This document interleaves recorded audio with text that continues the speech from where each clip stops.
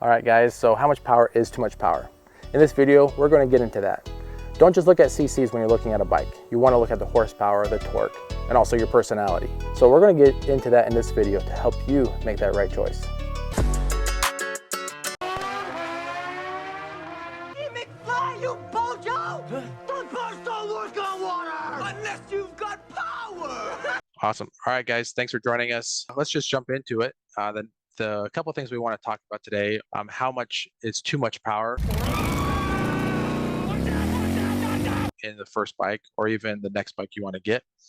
And another thing we're going to be talking about is don't upgrade too fast, pace yourself. So first, Zane, when we talk about looking for your first bike, how much power is too much power? Because you see cruisers that have like a 1800 cc, but then you have race bike that are 600 cc. And how do first riders navigate that? Yeah, I mean, first off, I would say you can't judge a power by the CCs. So, like you mentioned, you compare an 1800 cc cruiser to, say, a 600 Super Sport, and that Super Sport will do circles around that 1800. Obviously, the 1800 is going to be a big, heavy, physically heavy bike, and so that's a factor. But in terms of power, you can't go off, the CCs alone. And I think we all probably, most people are going to want to upgrade faster or get a bigger bike maybe than we should. We probably overestimate our own abilities. I think that's human nature. And so really finding, that right choice is tough. Now, I maybe I'm a little bit different, and I think personality dictates. Such a nice personality. There's no Yeah. simple answer. I don't think that saying, oh, you should start with a 300 or a 400. It really depends. I've recommended to certain people to start with a 750. Several people, because they were more conservative, not risk takers, not super aggressive, and they can get away with a bigger bike like that, a little bit more power. Have only begun to discover your power. And the new thing that is kind of changes things a little bit is the advent of ride modes. So this takes a lot of discipline. Remember that word, discipline.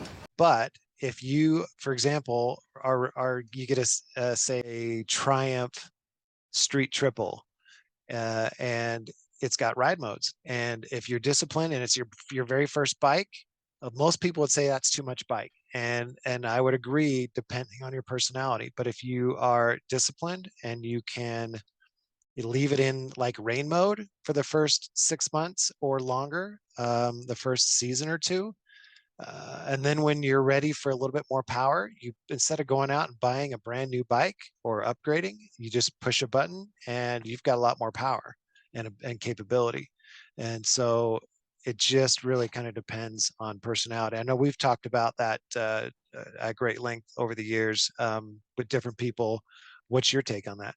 When it comes to the most recent bike that I picked up, the Yamaha MT-10, I wasn't ready for the instant torque. I knew it was the master of torque, but the amount of torque that it had, off the showroom floor, I knew it had ride modes, and I put it into rain mode so the throttle was more sensitive.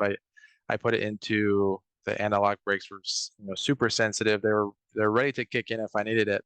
But even with that, when I hit the throttle, I wasn't ready for the torque. But with my personality, I'm more conservative. I really make sure that my skill set's there before I push it. And as the year went on, I dialed it down to where I'm comfortable and I can open up the traction control. I think that's huge in the sense of you can buy a bigger bike, tune it down, but again, just realize the bike can get away from you pretty quick when you're doing that. But again, if you just jump on a 400, you may be good for a couple months, but you may outgrow it pretty quickly depending on your personality and your skill set. If you went through the safety course, on the 250s that they provide, or if you've been running for a long time, you may want to look into a bigger bike with the traction control variations.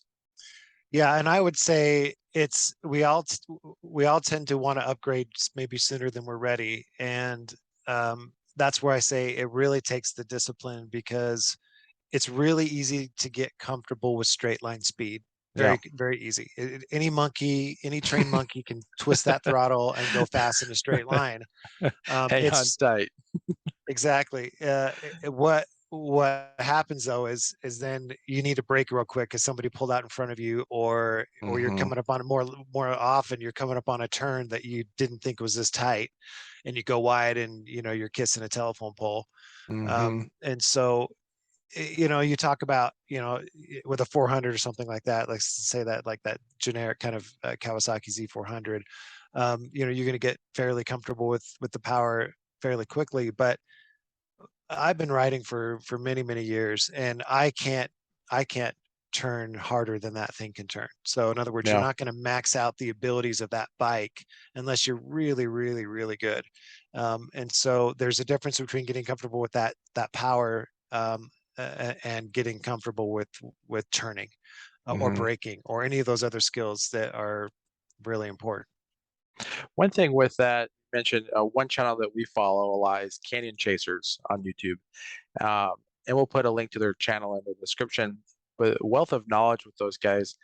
But he has a KTM 390, and he made it into his race bike, and well, for his wife. And on the track, he went around and he was passing people that had bigger bikes in the corners. Now, when he got to the straightaways, of course, the bigger bikes pulled away. But it goes to show you that you can have a smaller bike, and you can act you can for sure have a smaller bike and work on the fundamentals and not worry about the bike getting away from you. And then when you feel like the way that you ride, you're ready for that next step, then you could get a different bike or upgrade to the different traction control. But again, yeah, it's very easy, like you said, to get the straightaway really easy. But then when you hit that turn, you're not working on the brakes. And that's what I found out when I went to the track. I need to work on braking. Even though I work in the parking lot e-braking, it's a lot different at higher speeds braking. And so there's a lot of different aspects of riding that you need to experience and to know if you're ready for that upgrade or not. Don't think you need to upgrade right away. Yeah, it's been described to me, I think, really well, that motorcycle skills are like a video game skill tree.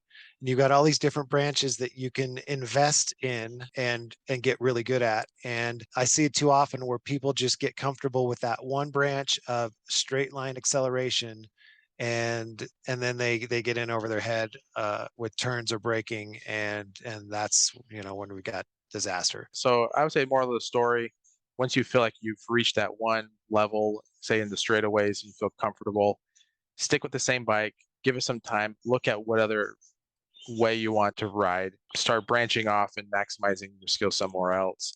Hey guys, go ahead and like and subscribe. Watch out for part 4 as we talk about random things that you may not be thinking about when purchasing your first or even next motorcycle.